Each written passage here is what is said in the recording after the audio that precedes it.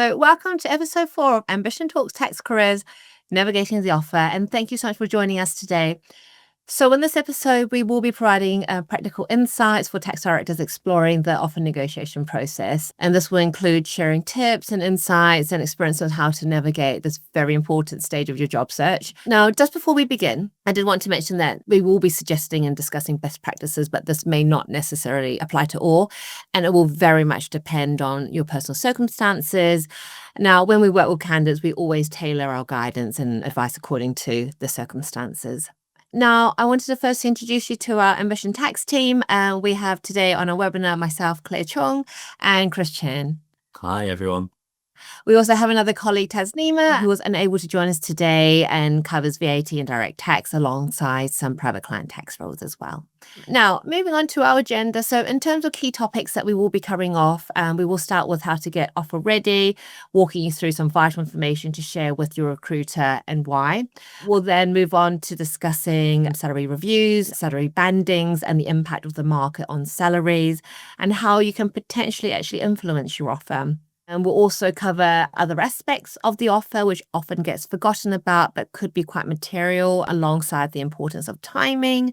And we'll then finish off with sharing a couple of scenarios and open the floor up to questions. So let's get started with getting offer ready and revisiting the initial conversations that you may have had with your recruiter or the recruiter of the hiring firm and the important information you may have been asked to share and why.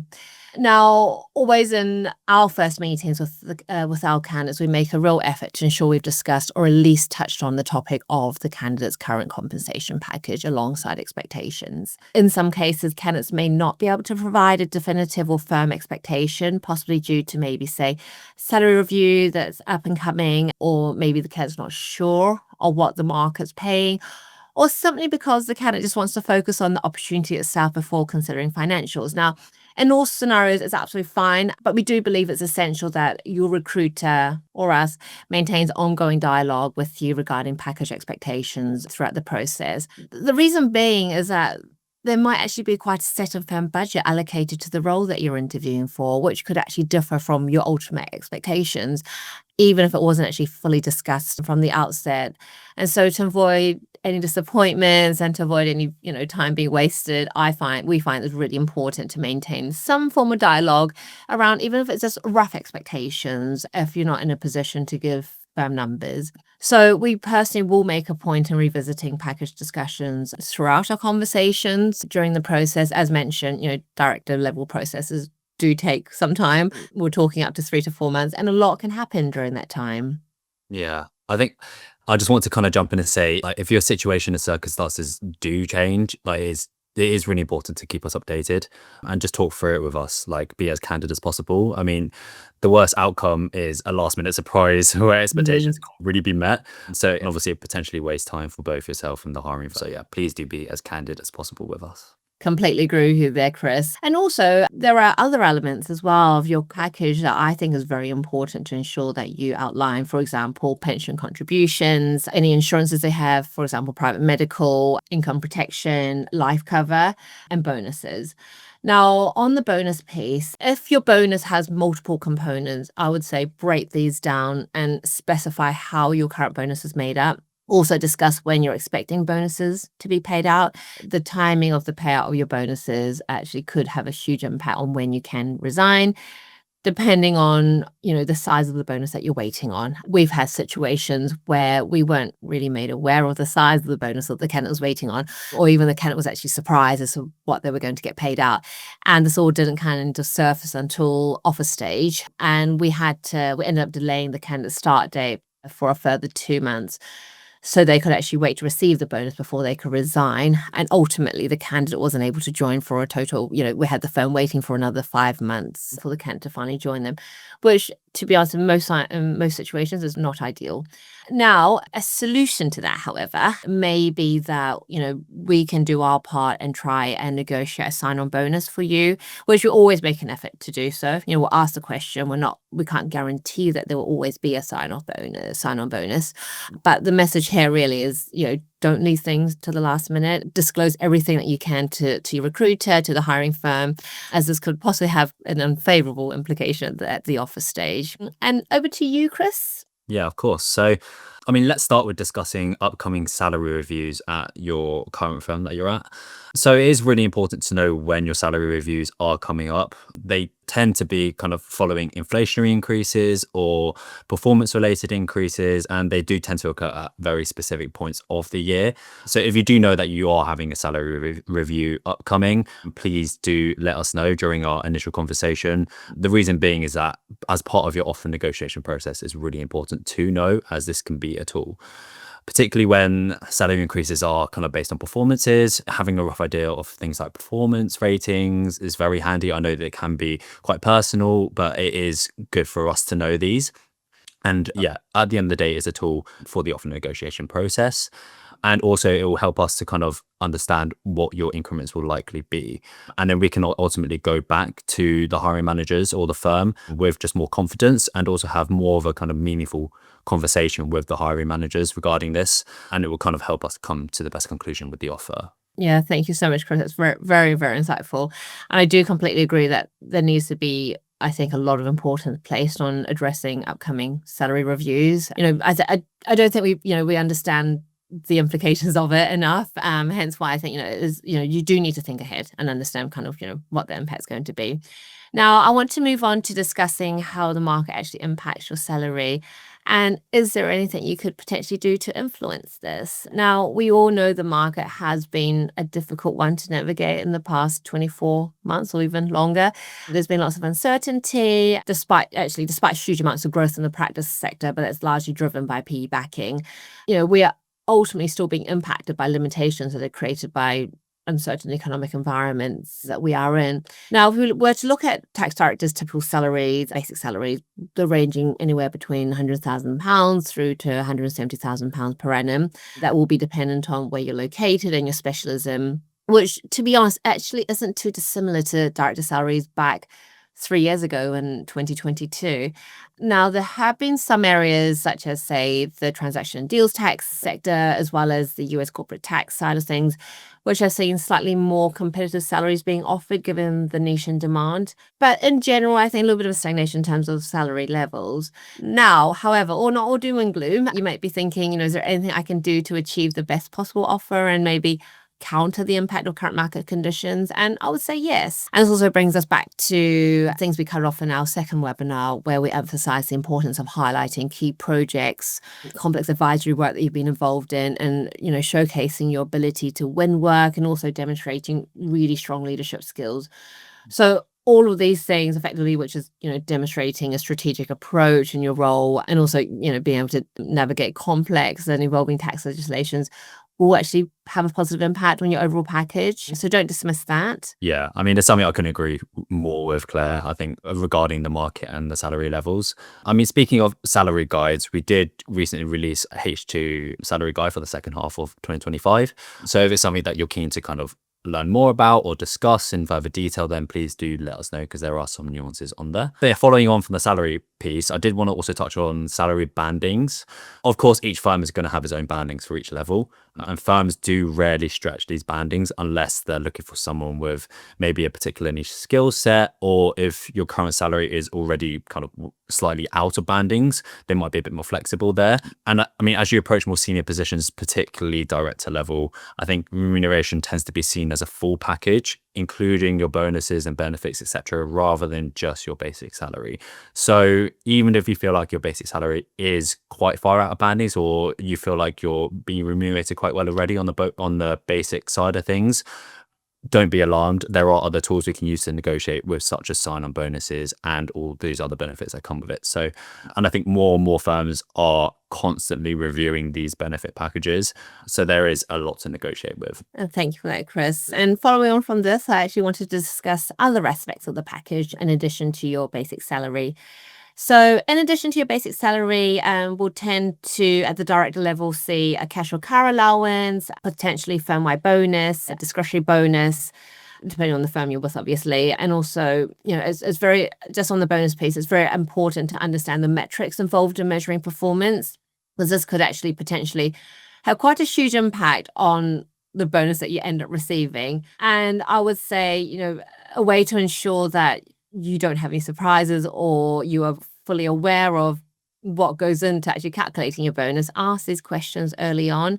Don't leave it to last minute. As part of the director interview process, as mentioned in our previous webinar, there's likely to be a business plan stage. And I would say during these discussions, it's probably the most appropriate time for you to discuss metrics and understand how you will be measured, and also understand how this will and could actually impact your performance bonus. And then moving on to other aspects to consider in your package, pensions. Pensions are the next thing, which can be quite material when we take into account any salary sacrifice or salary matching benefits. All directors will be over the 100,000K mark, which leads to, as we all know, a loss of our personal allowance, and pensions are actually a great tool to manage the impact of that. Yeah, I think just on the pension side of things, firms are constantly updating pension contributions because it is so important. I think people are putting more emphasis on that in their packages to compete against competitors. So even though there is currently, I would say, still quite a lot of disparity within the market and firm by firm, so it can obviously really impact your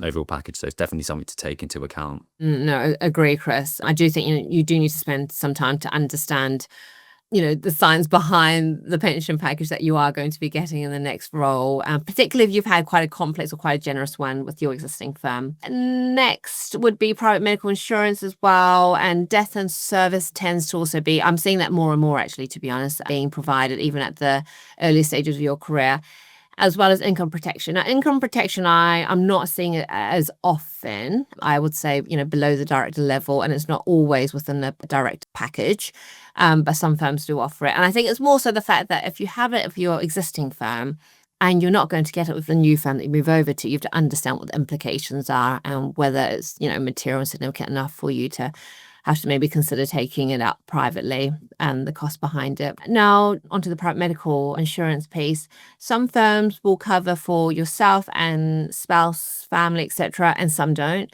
So make sure you ask the questions. And once again, that could be quite material depending on your circumstances.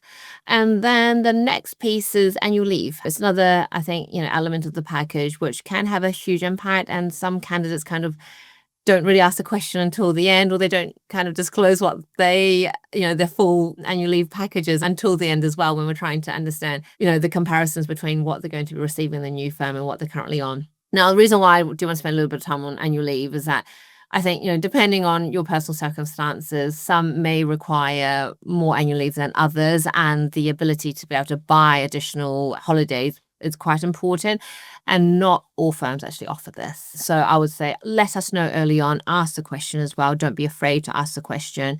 I think, I've had a number of candidates that are parents, and they say to me, okay, during the summer holidays, we're having to deal with 8 weeks of children being time off from school. We need to understand how we can juggle that depending on, the annual leave that we are being provided. Yeah, I mean, particularly for those who have kind of been in roles for some time, it's likely you'd probably gained some increased annual leave as well, just due to the number of years of service that you've had. So definitely something to take into account. One niche thing which often occurs, and I often get asked this quite a lot, is about office closures during Christmas and whether annual leave is actually required to be taken during these dates or not.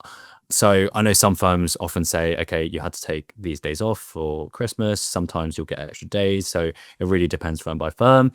Other firms provide also extra days off during celebrations, birthdays, and like I said, extra days on top of the contracted annual leave that you have. So having a clear overview of the whole annual leave offering is, again, really important. Really, really good point, actually, Chris. I do have a client who, on the face of it, displays 25 days of annual leave, but then on top of it, they will provide, I think it's every second Friday off during the summer months. There is a day of birthday leave, and there is a day for, I believe, like volunteering. Anyway, all in all, the candidate would effectively get 32 days of, as such, annual leave that they can use however they want to. And then on top of that, they will have bank holidays. So, and if it was a candidate leaving that firm, going to another firm that's probably just offering 25 days, there's going to be quite a big disparity. So that is also something to ask about, particularly around the Christmas time, where some firms will ask you to actually take annual leave out of your quota, or some were actually provided as additional leave on top of what you are given contractually. Right. So all in all, the message we're trying to send here is make sure you have a clear understanding of your current benefits package, your existing current benefits package, as well as what the new firm is offering. You want to make sure you're not missing out on anything significant because in practice, those benefits will add up, and it could actually be quite a meaningful part of your overall compensation. Yeah, definitely. Now, moving on from the actual offer itself, and I mean, to the exciting part of whether you're going to take it or not take it. So, I think the main message I want to send here is I can't stress enough, but timing is everything with these offers. You do not want to sit on an offer for too long, as this can have its implications. Of course, the hiring manager is going to understand that it is a big decision to make, particularly at the director level. So you'll need some time to think about it, of course. However, taking too long can sometimes send some wrong signals. It can create a sense of doubt within their minds and that you're actually invested in the opportunity. And additionally, at the end of the day, there may be other candidates in the process, and particularly if a hire is in more demand, then speed can be a really important part. At the end of the day, if it's something that you really, really value and you could be waiting on the offer for, say, 2 to 3 weeks, someone amazing could come in on that last day and Right. really mess things up. So you don't want to have that risk. True, very, very true, Chris. And we've seen that happen, haven't we? We even have a saying in recruitment that says that is, time kills deals, which actually ties in quite nicely into the next kind of topic that I wanted to cover, which is multiple offers. Now I'm sure many of you would have experience receiving multiple offers, given how scarce the current candidate market is within tax. And I would say in scenarios like this, you will either be able to easily make a decision or actually more than likely not. Probably it will be quite a difficult decision to make. So I did want to spend some time in going through this. Now, I firstly wanted to cover off actually the timing of when you're receiving your offers. And the question that I get a lot and that we actually both get a lot is, should I wait up for all offers to come in before making a decision or not? No perfect answer, but I would say in an ideal world, we would love to have all offers on the table at the same time and you are given the opportunity to make a really thorough analysis. But in reality, that suddenly happens. You may receive an offer or two quite close to each other, and you're pending a third offer, which might be going through certain approval processes, etc. And that could actually drag the process on for another week or so. So I think, it's very much dependent on what you feel is important to you. And if it is an offer that you're still pending on whilst you're sitting on another two or three, I think really make that judgment call. If you feel that you really do need to encourage your recruiter to push it, do so. For us, we do a lot behind the scenes. If we are in a position where our candidate has received multiple offers, we ensure that we let any other firms that are looking to offer know well in advance, just so they don't miss out on the candidate. So I think, do your best to be as transparent as possible as well. This is another question that I do get from candidates in terms of, oh, can I actually disclose what the offer is to you if it wasn't us representing them? Absolutely. As vital, as important, as crucial. It just really helps to allow us, if we do need to influence the other firms, then we do have the information to do so.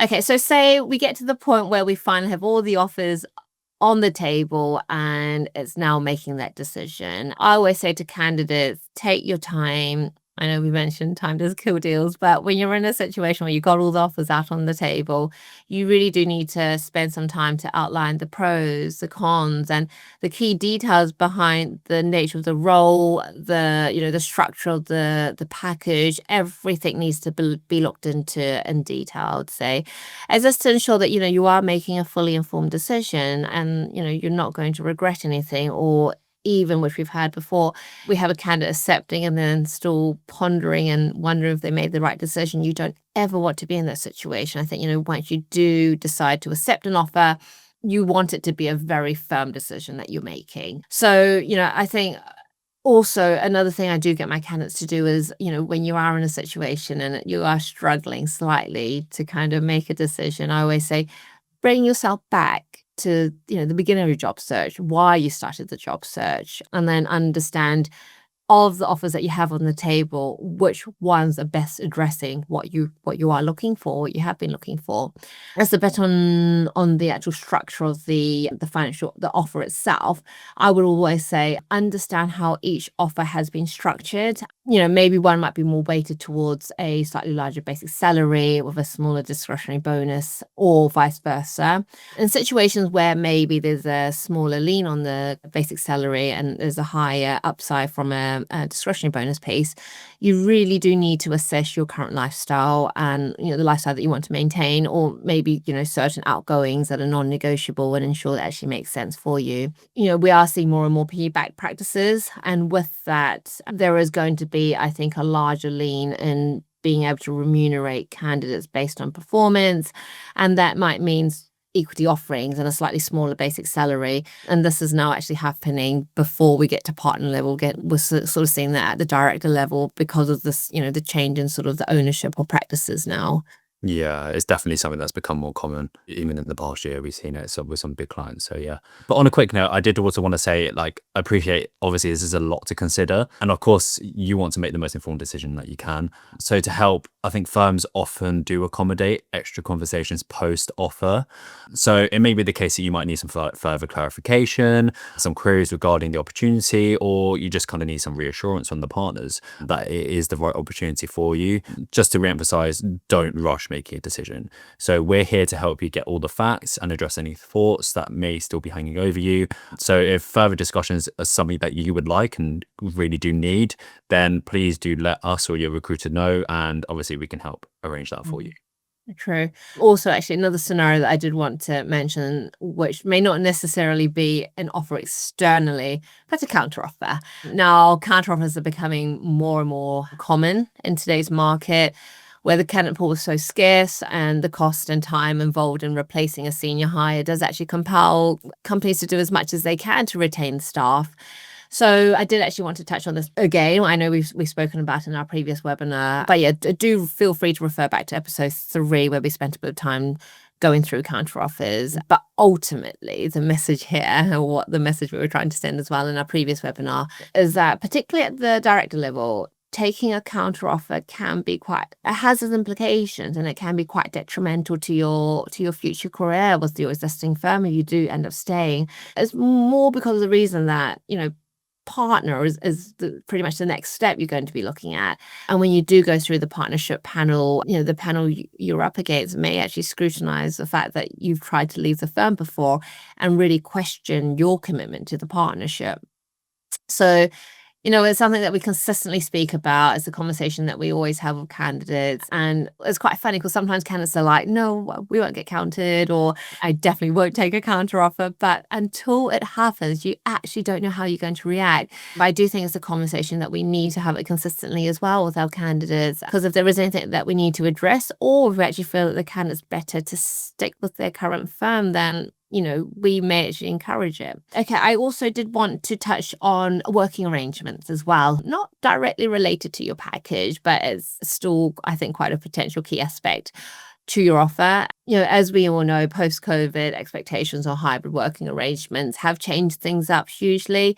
Also, I think being in such a senior and influential position as a director, I think more and more firms are actually expecting directors to be more present than in the office than not, mainly for the benefits of, say, networking, being able to build client relationships, and then internally being able to spend time to nurture and coach the team, and just being present. Whilst, at the same time, you may have a certain set routine in place already, which involves certain days working from home and certain days working in the office, in order for you to be able to juggle a busy personal life as well as a busy career.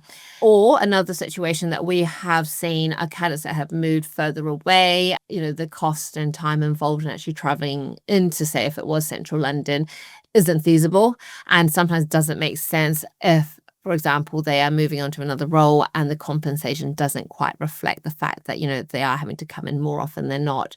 There's additional costs involved with that. So in essence, I think it's important to understand what's on offer from a hybrid working perspective. This is also another question that we do find candidates slightly nervous about asking. And, that's why we always say, ask us as recruiters, we can Yeah. go back and confirm it, etc. Or it just even is a conversation that you need to actually have in the interview so everyone is on the same page. And I would say, don't be afraid to really put out there what you need to make it work for you. A lot of the times, most firms are willing to accommodate that, but it's something that we don't want you to sort of, push aside till the last minute, because once again, that can actually have an influence on whether that offer makes sense to you or not. Yeah, definitely. And I think, as mentioned earlier, firms are like always updating their internal policies. So I think it's quite dangerous to accept an offer purely on current working arrangements, and it could be very risky because they're constantly changing with this ever-changing world. Who knows what's going to happen next year and so forth. So yeah, I mean, some firms since the start of the year actually have updated their hybrid working policies, and we actually heard of a candidate, I think this week or last week even, that a firm that they actually work at, for the reasons of offering the very flexible working arrangements, have now put in place a lot more stringent office days. And we've seen that at very large firms recently as well. So majority of firms at the moment are offering, I would say, a 3-day work week in the office. However, it is important to gain clarity over this and of potential future changes as well. Great. So thank you so much for listening into our view of navigating an offer at the director level. Now, Chris and I will share an example each of what we've experienced. But before we begin, I just wanted to clarify that these examples broadly reflect or closely mirror examples that we've been through, but to protect the confidentiality of our candidates, we've had to make slight adjustments to the actual scenario. But ultimately, we're still able to display, the underlying situation and what we were dealing with. Chris, did you want to start with yours first? Yeah, of course, yeah. So my example is of a candidate who didn't take a counter offer. So during the process, I think I in particular knew that this particular firm were quite inclined at offering counters. And so luckily we were aware of this from the get-go. So once my candidate kind of informed the firm of their resignation, it was chaos. They were called out of the blue by multiple partners, probably every single partner in the team, trying to be persuaded not to leave and stay. And they were effectively making a so-called wrong decision. So, I mean, whilst discussing throughout the process with the candidate, obviously it's good to take, like Claire mentioned before, obviously take you guys back to your real motivations for actually wanting to move in the first place. They can do whatever they can, and they did chuck a huge kind of retention bonus and more money, etc. But I think going back and taking them back to their main motivations at the end of the day, that's not going to change. So at the end of the day, they formally resigned, and then as soon as they formally resigned, the partner stopped badgering them. So if you're fed up of them constantly calling you and being a nuisance, then just formally resign and that'll be it. I mean, this goes to say, to be honest, that some firms will promise you the world and throw the kitchen sink at you once you decide to leave the business. And I really also did want to emphasize that as soon as a counter offer comes into play, it does also cloud people's judgments and almost kind of makes you forget the real reasons why you started the initial process in the first place. So just reiterating Claire's point from earlier on, just really go back to those motivations. And at the end of the day, we're here to guide you just to really make the best decision for you and for your future career. So please do lean on us, and we're here to help. Thank you, Chris. Yeah, very traumatic. But no, counter offers are genuinely our candidates and recruiters' worst enemy. It kind of just throws you off path sometimes. Right, so I wanted to share an example where my candidate's offer came in under expectations and how I kind of guided my candidate through this. So the first thing that I got my candidate to do was put the package aside, the financials aside, and purely focus on the opportunity. I got them to ask themselves what attracted them to the opportunity on the outset, what they really enjoyed about the process, the people that they met, and in addition to kind of what got them really excited about the role. Now, in this scenario, in a particular scenario I was dealing with, the candidate was stuck at associate director for 5 years in their current firm. And despite doing everything, possible to prove that they were director ready, their promotion was dismissed 2 years in a row.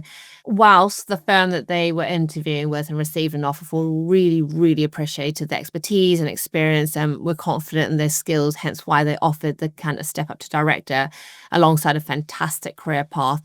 But the only problem is we just had no more room to stretch on the budget. Yeah, but ultimately the move was going to actually help elevate this candidate's career. So in this situation, I had the candidate speak to a couple of the partners again that they'd already met throughout the process. Multiple discussions took place. But ultimately, my candidate came to a conclusion that they were convinced enough that within 6 to 12 months, they would have easily made up the difference and more in what they were expecting from a salary perspective, given the opportunities that they were going to be presented with in their new role and the fact that they were actually genuinely being valued, what they were going to be bringing to the table. Yeah, I think that's a really great example, Claire, and it does express the importance of longevity and not just thinking short term, because really considering long-term benefits of an opportunity is really, really important, because you don't just want to make a move for the short term and then have to move again if things don't go to plan. So yeah. Agreed. Right, so over to Q&A, and let's open the floor up to questions. Yeah, just a quick one on this. If we don't get round to answering your questions, we will make sure to circle back and get these answered over to you in an email. So please do bear with us, and yeah, we'll get answers to you. Excellent. Let's have a look. The first one we've got is, once I've accepted the offer, what happens next? Okay, yeah, I'll take this one. Yeah. So once you've accepted the offer, the final stage effectively of the process is to resign. Funnily enough, I get a lot of questions from candidates about how you actually formally resign. It might sound quite simple, but often, of course, you don't actually know because you've not been told that. When you join a firm, you don't get taught how to resign from the firm, of course. So I think when resigning, it's important that you do inform your counselling manager or your counselling partner of your decision. I think it's important that you do stay firm with this decision, but of course, make sure that you are appreciative of your time at the firm and what they provided, but do stay firm. And in order to, I guess, formally resign, I believe an email must be sent to your counsellor, and this will get forwarded over to HR, which will effectively get logged into the system to begin the formalities and everything. Of course, this can differ firm by firm. Some places may have more stringent processes, some might be more relaxed. However, this is generally what we see in terms of the resignation process. Thank you for that, Chris. We have another question here.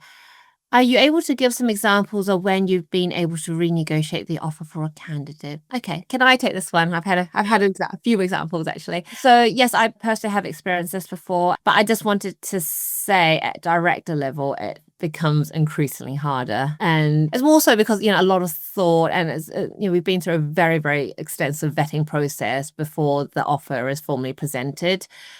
However, there was one particular circumstance where I was able to renegotiate the package for my candidate, and it was genuinely because they actually came in below market, and I made a point to go back to the firm. I actually went through quite extensive market research and intel with them to justify the adjustment. And I think, it happened to be a boutique practice, and we tend to see it more in boutique practices, maybe because, they haven't had a director hire for some time and they just aren't so in tune with the market.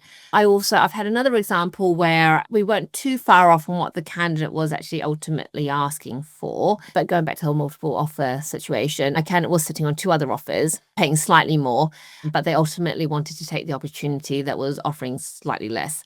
So in this scenario, I did actually disclose the other offers my candidate was sitting on with the firm that he really wanted to join. And in that scenario, they actually were willing to make adjustments. So that worked out quite well. I don't always recommend it. But yeah, I think I felt that I had a strong enough case in that situation. And I genuinely felt that candidate was very keen and very committed to that opportunity. So I tried my luck. I didn't want them to lose out on that opportunity.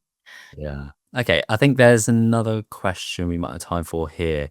How rigid are start dates? For example, if I have a 3-month notice period and I'm expected to start straight after serving my notice, how would it look if I was to ask for a break between roles? Okay, so I think to answer this question, I would probably be as transparent as possible from the get-go, both with us and the firm. If you do intend to take a break, you probably may have been at the firm for several years, and then it is important that you do let us know so we can manage the client's expectations. And to be honest, we probably encourage all our candidates to take a bit of a break. I've personally done that. When I've moved jobs, I've taken a week or 2 off just to go away, take some time to relax, because at the end of the day, when are you ever going to get free annual leave? So yeah, that's what we do anyway. But I think as long as there aren't loads of deadlines at the time, then firms are usually okay with this. I think the only times, particularly at the director level, when it could be tricky is when you're required for a handover. It could be the case that when you start at your new firm, you could do a handover and then go on leave after that. And sometimes this can be agreed to be paid, or it will just obviously eat into your annual leave, or it could be agreed to be taken as unpaid leave. But yeah, there are ways around it, and every firm, it can be flexible and kind of cater towards what you're looking for. So do have those honest discussions with us, and it's really important to you. Thank you so much, Chris, for that. Yeah, it's I think it's a good one. That's a good question. Similar to Chris, I very much encourage my candidates to, if you do have the opportunity to take the break, it's such a unique opportunity to be able to go on holiday, not even think about work, because you don't have to. Right, so that's all the time we have for today. As mentioned, any questions that we've missed, we will make an effort to come back to you directly with answers. But just thank you so much for taking time out of your day to listen to our webinar. And we look forward to seeing you all in our next episode, where we will be discussing how to succeed in the first 90 days as a tax director. Thanks, everyone. Thank you. All have a good weekend.